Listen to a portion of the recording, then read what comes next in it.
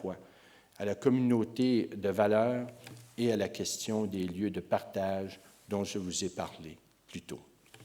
C'est une cause qui, je le sais, tient également à cœur aux Lyonnais, puisque votre ville accueille le Secrétariat mondial des villes unies contre la pauvreté.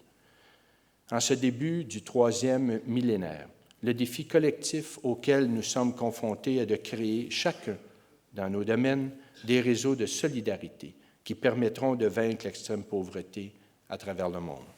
En septembre 2000, aux Nations unies, les chefs d'État et de gouvernement nous ont montré la voie, en adoptant 8 grands objectifs de développement visant notamment à réduire de moitié la pauvreté à travers le monde, à assurer l'éducation primaire pour tous, à promouvoir l'égalité des genres et à assurer un environnement durable d'ici 2015.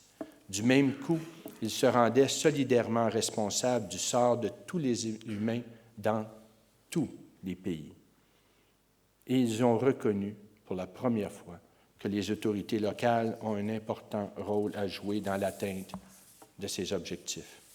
Aujourd'hui, grâce aux technologies de l'information, les autorités locales, les entreprises, les universités, les organismes de la société civile disposent de moyens de communication aussi puissants que ceux des États pour créer des réseaux d'échange efficaces et productifs. Les coopérations décentralisées deviennent possibles alors qu'il nous fallait auparavant déployer des efforts inouïs pour les mettre en œuvre.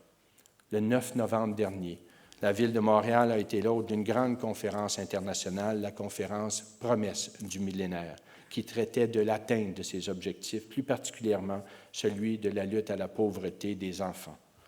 Parmi les conférenciers invités, on retrouvait l'ancien président des États-Unis, M. Bill Clinton, le professeur Jeffrey Sachs, directeur du Earth Institute de l'Université Columbia et conseiller du secrétaire général des Nations unies, M. Kofi Annan, et Mme Mia Farrow, ambassadrice de l'UNICEF, tout comme Mme Emmanuelle Béard, d'ailleurs.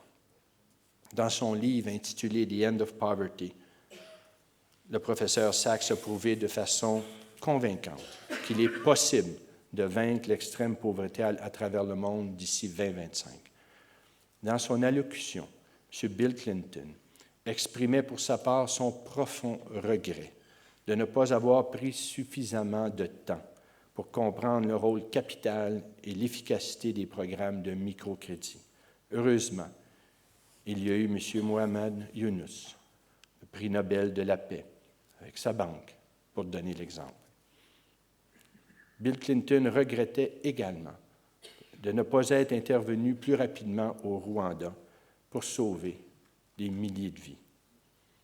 Mia Farrow a d'ailleurs souligné de façon éloquente lors de cette conférence l'urgence d'agir dans une autre tragédie humaine au Darfour. La question que je me pose souvent et que je vous pose, prenons-nous suffisamment de temps? Le temps de prendre nos distances avec l'exercice du pouvoir et d'agir avec nos universitaires, comme je vous le disais au début, parce que nos universités constituent des foyers privilégiés de valeurs, de réflexion, de vision et de respect de la dignité humaine. Nous sommes aujourd'hui, mes chers amis, à un tournant. Et comme le dit le slogan de la campagne des cités et gouvernements locaux unis, il n'y a plus d'excuses. Le monde doit être meilleur. J'aurai au cours des échanges avec mon collègue Gérard Collomb, qui m'a informé récemment d'ouvrir un chantier nouveau de coopération entre Montréal et Lyon, précisément dans le domaine de la solidarité internationale. Je compte accepter cette offre et je vous lance l'invitation de faire de même. Ensemble, soyons tenaces. Démontrons une volonté de changement et d'innovation comme l'ont fait messieurs Bernard, Lumière et Moulin pour construire un monde de paix empreint de dignité et de justice. Au nom de messieurs Luc Vinet, Henri-Paul Rousseau et en mon nom personnel, merci encore de l'honneur que vous nous faites aujourd'hui, car ces doctorats sont le reflet des valeurs profondes que nous partageons et de la longue et sincère amitié entre les villes de Montréal et de Lyon, ainsi qu'entre les diverses institutions de notre communauté. Vous nous encouragez à continuer notre chemin. C'est vrai, et je le répète encore, j'ai l'impression, devant l'ampleur et la complexité des défis, de n'avoir encore rien fait, mais ce soir, je suis encore plus d'attaque que jamais.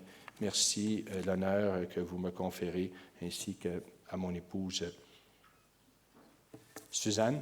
Et je veux vous dire, assez pour les émotions, d'ores et déjà que les entretiens Jacques Cartier vont se dérouler à Montréal et au Québec en 2008. Alors, j'espère que nous aurons l'occasion de se revoir à ce moment historique et fêtons ensemble le 400e anniversaire de la création de la Ville de Québec.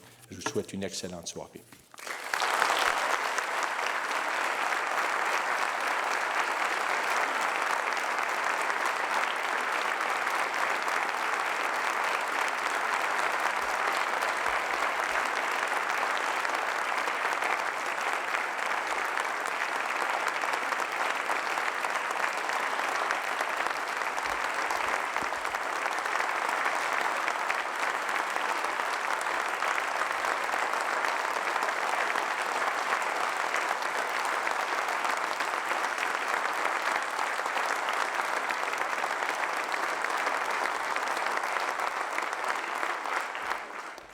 Bien, j'invite les trois récipiendaires à signer le livre d'or.